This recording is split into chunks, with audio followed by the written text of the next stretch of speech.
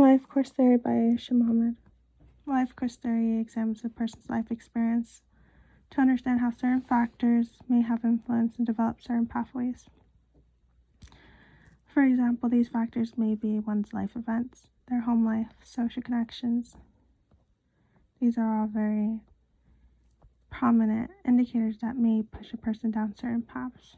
So an example of life course theory can be found on our right, specifically in the red line's trajectory. Starting off their choice of profession, it led them down an upward slope. However, they hit divorce, which led them down a lower slope, alcohol abuse, which turned into a loss of job. And from just pure assumptions, we can assume that their trajectory led to more negative outcomes, such as maybe depression, crime, etc. So life course really just looks at what led to what choice of actions, what event pushed a person along certain pathways. However, life choices are contingent on opportunities and constraints of social structures and cultures. Life choices are not always within our own abilities. It is what our opportunities are limited to, what our environment are limited to, what our social structures are limited to, what our culture is surrounded by.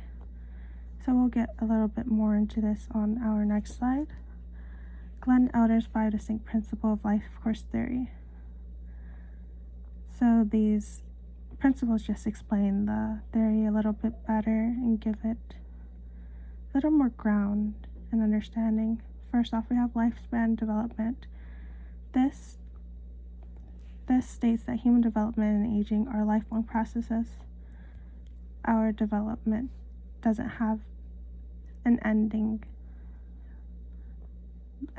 before death.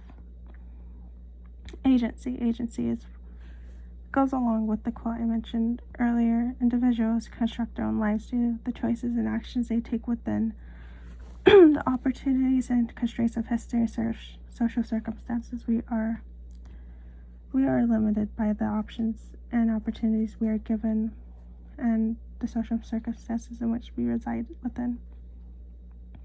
Time and place. The life course of individuals is embedded and shaped by the historical times and places they experience over their lifetime.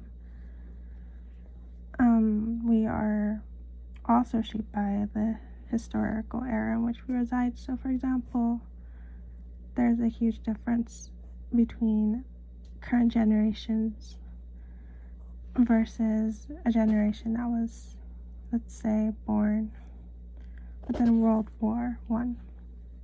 We are shaped by our historical era.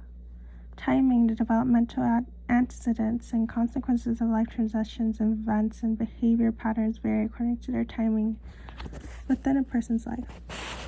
So, if a traumatic event occurred very early on during a child's developmental stage, that will be very traumatic for that child's growth versus if it occurred within a very late term within a person's life. Linked lives are lived interdependently, and social historical influence are expressed through this network and shared relationships. We are shaped by our psychosocial network and those who surround us, our community, our churches, our families, our friends.